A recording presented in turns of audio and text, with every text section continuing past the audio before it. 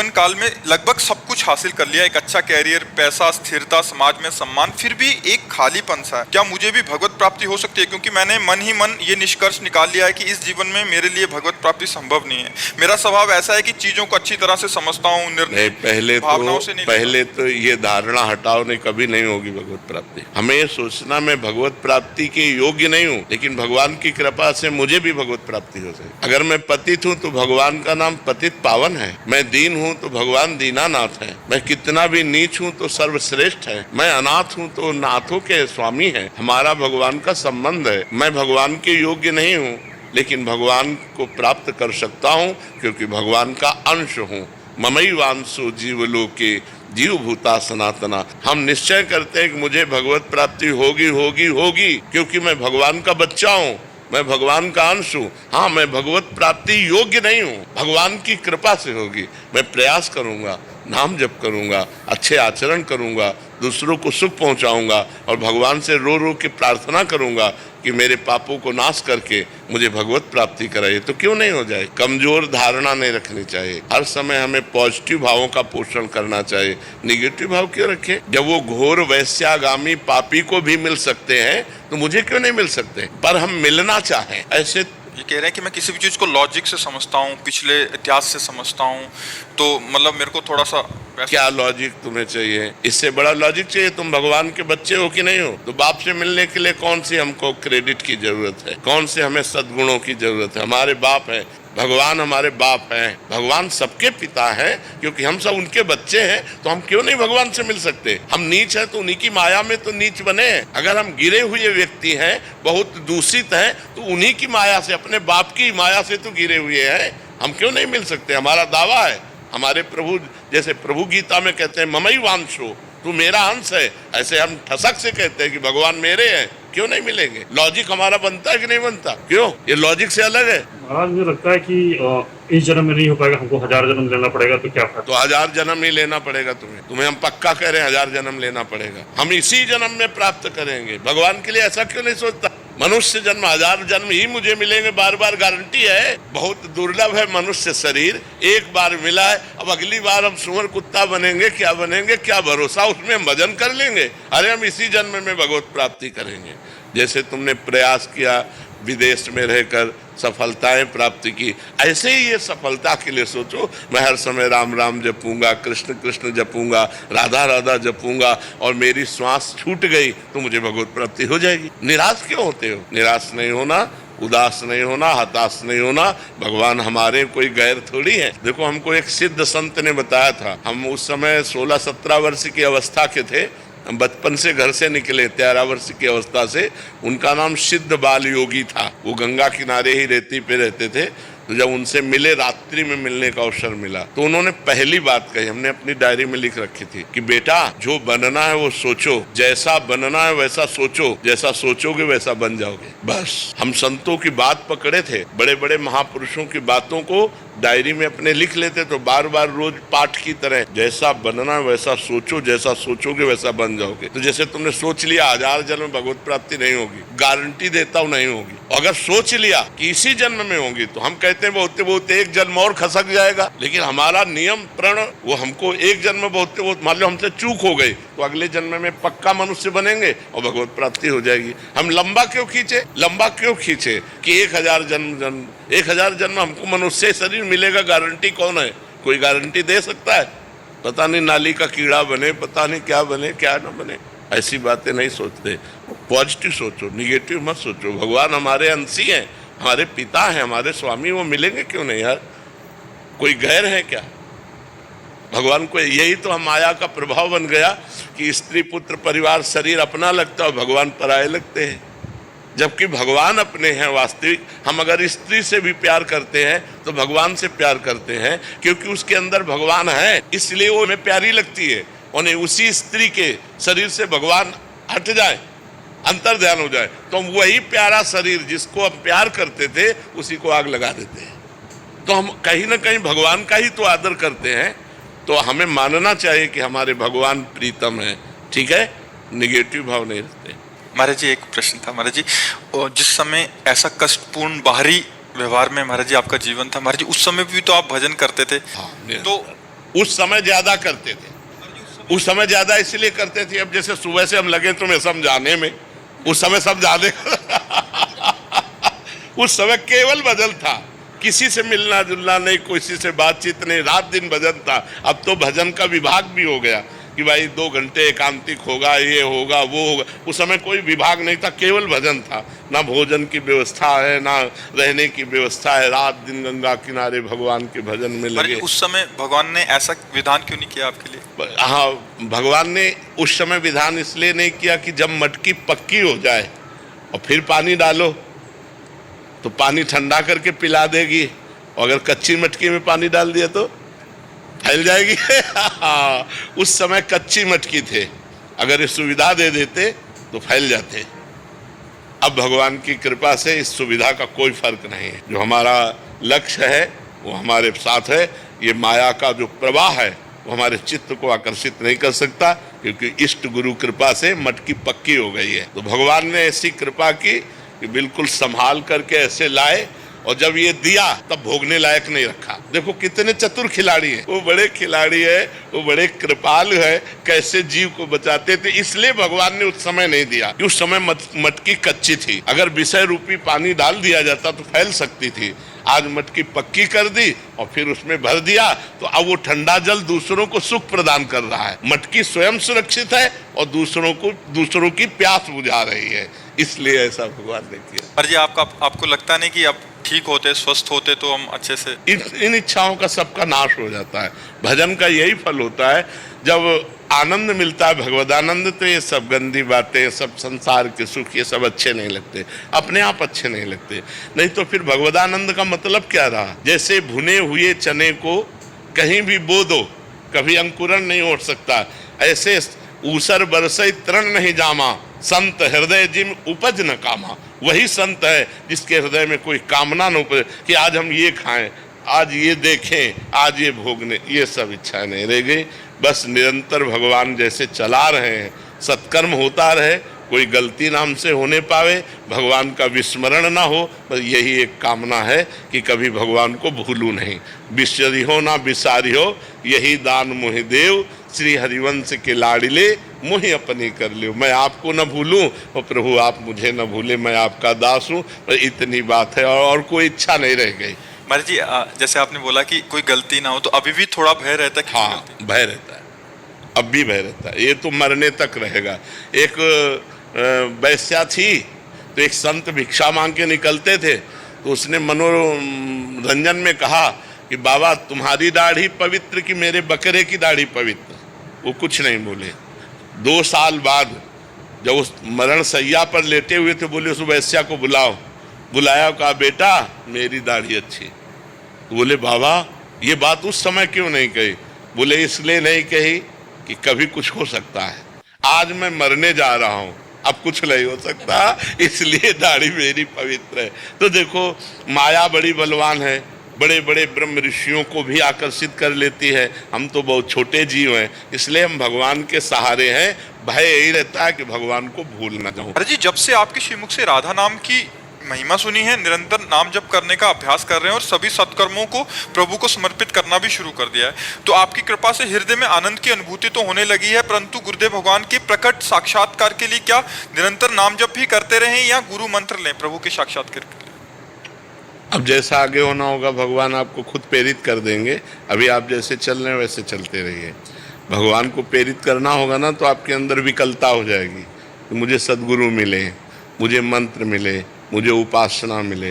अभी जैसे चल रहे हो आप वैसे चलते रहिए। गुरुदेव, शाम सदाशिव से शुरू हुआ था ये सफर, और राधा नाम ने अपने आप ही, हाँ, भगवान शिव की कृपा से ही यात्रा राधा रानी तक पहुंचती है। अपने जीवन की भी यात्रा शिव से ही प्रारंभ हुई और शिव में ही है, और वो राधा रानी में जो पूरा भाव आया वो शिव कृपा से ही आया। महाराज जी, मेरे मन में स्वतः ही आपका चिंतन चलता रहता है। मैं मन से आपसे बात करता रहता हूँ, प्रश्न पूछता हूँ, आपको देखकर खुश होता हूँ, आपके विरह में रोता हूँ, जब हंसते हो तो बहुत अच्छा लगता है। महाराज जी, आपका प्रश्न है कि मुझे कोई अन्य साधना नहीं आती, ना ही मेरे मन में कुछ बहुत अच्छा पाने की लालसा है। मुझे तो भगवत प्राप्ति के बारे में भी जानकारी नहीं थी। आपको जानने से पहले इस जीव को बहुत गलत आचरण किए। महाराज जी, मैं निरंतर नाम जप करने का प्रयास करता हूँ। मुझे सिर्फ आप चाहिए, क्या मुझे नाम जप से आपकी प्राप्ति हो सकती है? भाई हम तो ऐसे ही प्राप्त है, नाम जप की क्या जरूरत। नाम जप से तो हमारे आराध्य देव की प्राप्ति होगी। हम तो ऐसे ही आपके हित मित्र हैं, सबके मित्र हैं। चराचर जगत में हम सबके मित्र हैं, सबके सेवक हैं।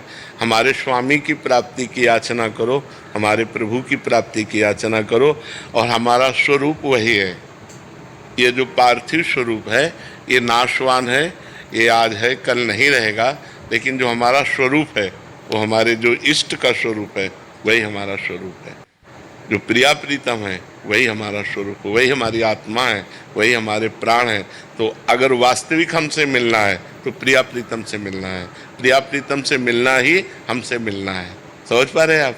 इसलिए खूब नाम जप करो और प्रिया प्रीतम की प्राप्ति की चाह करो, तो वहीं हम सेवा में मिलेंगे आपको।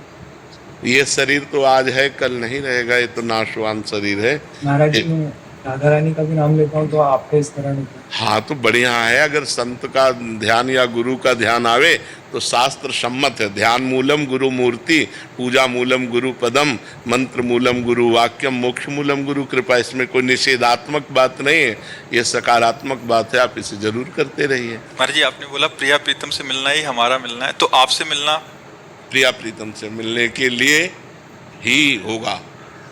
हमसे वही मिलेगा जो वास्तविक मिलना कहा जाता है। ऐसे बैठना और चले जाना बात अलग है। जैसे वो बच्चा कहता है हर समय आप हमारे ध्यान में रहते हो, तो हाँ मतलब यह मिलने का संकेत है कि विशुद्ध कृपा भगवान की है। अब मोहि भा भरोसा हनुमंता, बिनु हरि कृपा मिले नहीं संता। अगर संत चिंतन चल रहा है तो जो हमारे अंदर चल रहा है वही उसके अंदर चलने लगेगा, ऑटोमेटिक चलने लगेगा। क्योंकि हाँ बिना साधन के, क्योंकि वो ध्यान कर रहा है ना हमारा, तो जो हमारे ध्यान का विषय उसके हृदय में आ जाएगा। ये बहुत बड़ी बात है। किसी संत का निरंतर ध्यान रहना, उसका चिंतन रहना, मतलब उसके हृदय का पूरा सिस्टम अपने हृदय में जागृत कर लेना है। ये तो कोई कर ही नहीं पाता ना। संत के प्रति इतनी बढ़िया भाववृत्ति कहाँ बन पाती है कि हमारा समय किसी संत सदगुरुदेव के चिंतन में रहे कि हमारे इष्ट तो यही है, गुरुर ब्रह्मा गुरुर विष्णु गुरुदेव महेश्वरा, गुरु साक्षात परब्रह्म तस्मै श्री गुरुवे नमः। मैं अपने परब्रह्म का चिंतन करता हूँ, मुझे किसी और परब्रह्म की जरूरत नहीं। ये जो दिखाई दे रहे हैं यही हमें प्राप्त हो जाए, तो उसको जो उनके अंदर चल रहा है वो उसके अंदर चलने लगेगा। और निकुंज में भी आप हम इस तरह से मिलते नहीं मिल सकते। निकुंज का दूसरा स्वरूप है, हम पार्थिव परिचय वाले नहीं रहेंगे। महाराज जी फिर वहाँ पर आप हमको कैसे और हम आपको कैसे? जब हमारे स्वरूप को प्राप्त हो जाओगे तो हम आप दो नहीं रहेंगे, एक हो जाएंगे। वहां दो का प्रवेश नहीं। प्रेम गली अति सांकरी तामे दो न समाए। दो का प्रवेश नहीं है, एक का प्रवेश है। आप गुरु स्वरूप हो जाएंगे। जैसे भृंगी कीड़ा दूसरे कीड़े को लाकर अपने छेद में बंद करता है और फिर उसे अपना चिंतन कराता है, तो बिना शरीर त्यागे वो भृंगी बन जाता है। ऐसे ही संत, आप उस शरीर चाहें सब कीन्हा। जो संत का आश्रय ले लिया मन वचन कर्म से, वो वही बन गया जो वो थे। और तो जब निकुंज में प्रवेश होगा तो हम तुम एक ही होंगे, दो नहीं होंगे। हमारा तुम्हारा स्वरूप एक होगा, हमारा तुम्हारा मन एक होगा, हमारा तुम्हारा चिंतन एक होगा। समझ पा रहे जी? वहां मैं और तू नहीं है, एक है। सवाल हल होगा एक आने पर, चाहे भक्ति से हल करो चाहे ज्ञान से हल करो। ज्ञान में एको ब्रह्म द्वितीयो नास्ति, और भक्ति में ब्रह्म नहीं, माया नहीं, नहीं जीव नहीं काल, अपनी ही सुदिना रहे एक रहो नंदलाल। एक पे ही सवाल हल होगा। पूरी सृष्टि को एक में ले आओ, सवाल हल हो गया। मोक्ष को प्राप्त हो गए या प्रेम को प्राप्त हो गए। का प्रयास भी कर रहा हूँ महाराज जी। यूट्यूब वीडियो में देखा कि जब साक्षात्कारकर्ता ने पूजनीय देवरा बाबा जी से प्रश्न किया कि आपकी अवस्था ईश्वर लीन है, इसका क्या कारण है, कैसे ये संभव हुआ, क्या क्रियाएं आपने कि ये संभव हुआ, तब देवरा बाबा ने उत्तर दिया, अष्टांग योग मानी ईश्वर में योगी और योगी में ईश्वर, बस यही ईश्वर लीन है, बस इतना ही।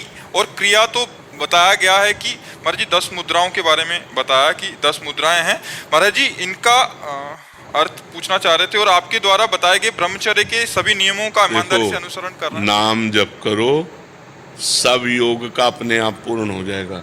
नाम योग ऐसा है, ये कुंडलनी जागृत कर देगा, ये 60 चक्रों का भेदन कर देगा, ये सब कर देगा। नाम जप में लगो, अब ऐसे शरीर नहीं कि अष्टांग योग का पालन कर सके। 3 घंटे सिद्धासन में, 3 घंटे पद्मासन में बैठना, प्राणवायु को सूक्ष्म करना, अब वो सब नहीं रह गया। कलयुगी प्राणी हो। आसन में कभी बैठे हो? आसन जानते हो? किसका प्रश्न है? आसन जानते हो? पद्मासन सिद्धासन सुना, उसके बाद शुरू किया। तो कितने मिनट बैठते हो? 20-30 मिनट, ज्यादा से ज्यादा एकदम फटने लग जाते हैं पैर। फिर 3 घंटे तब बिना हिले डुले 3 घंटे बैठे, तब आसनों की महिमा जागृत होती है। अभी तो यम नियम आसन प्राणायाम प्रत्याहार धारणा ध्यान समाधि, ये तो अष्टांग योग भैया। नाम जप करो, कलयुग केवल नाम धारा, सुमिर सुमिर नर उतरे पारा।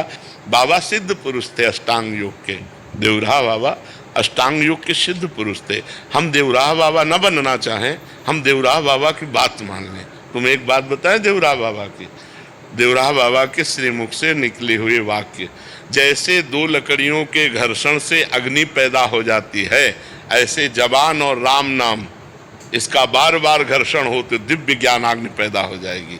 देवराह बाबा के वचन थे कि राम राम राम राम राम राम, तो दिव्य ज्ञानाग्नि पैदा हो, ज्ञान पैदा हो गया और उसी से मोक्ष प्राप्त हो जाता है। नाम जप करो बच्चा, जितना अधिक से अधिक नाम जप करोगे उतने सदगति होगी। कलयुग केवल नाम आधारा, सुमिर सुमिर नर उतरे पारा। महाराज जी, सेवा मार्ग में संग दोष का डर रहता है और भजन मार्ग एकांतिक बहुत कठिन है, तो उसमें क्या? हाँ, सेवा को भगवान में समर्पित करते हुए कंचन कामिनी कीर्ति 3 से बच जाए तो फिर सेवा सिद्ध हो जाएगी, नहीं तो भ्रष्ट हो जाता है।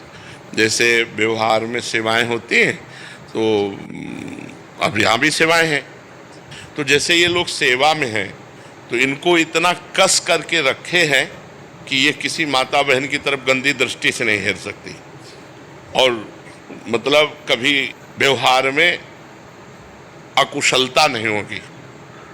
वो गुरु कृपा से इतना कस के रहे। अब अगर यही स्वतंत्र हो जाएं तो ये भ्रष्ट हो जाएंगे। तो हमें लगता है व्यवहार में यदि हम बच सकते हैं तो अपने ऊपर कुछ कड़े शासन मतलब रखना चाहिए कि जैसे किसी माता बहन से बात करनी है तो किसी को बीच में डाल के, कंचन कामिनी और कीर्ति, इन तीनों से हमको बचना है। कोई प्रणाम कर रहा है तो साधु वेश को प्रणाम कर रहा है, साधु वेश गुरु जी का है, आचार्य का, हमारा थोड़ी है, तो प्रणाम गुरु और आचार्य को गया। और जो रुपया आता है वो संत सेवा भगवान के लिए, मैं नौकर हूँ स्वामी नहीं हूँ, जितना मतलब रखना। इसके बाद साधु अपनी स्वतंत्रता में रहे, नहीं तो भ्रष्ट हो जाएगा।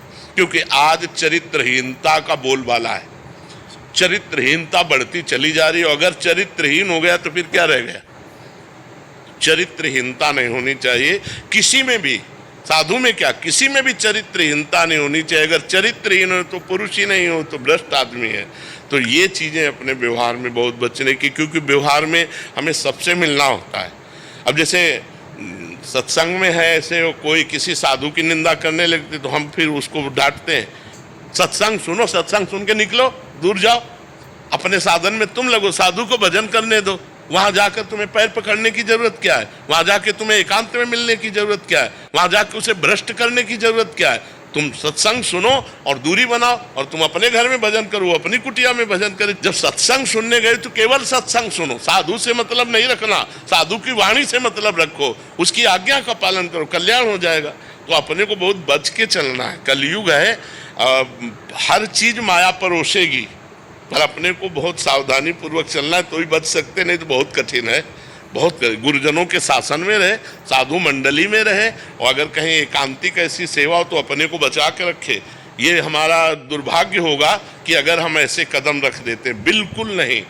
और 1 मिनट में गेम बदल जाएगा, 1 मिनट में आप फंस जाएंगे, 1 मिनट में गेम बदल जाता है। इसलिए बहुत जीवन भर इस बात से बिल्कुल ऐसे जीवन भर सतर्क। जैसे मृत्यु को देखने पर आदमी भयभीत होता है ना, ऐसे साधु को साक्षात मृत्यु मूर्तिमान समझना चाहिए। स्त्री संभोग के समय में नहीं, बिल्कुल नहीं।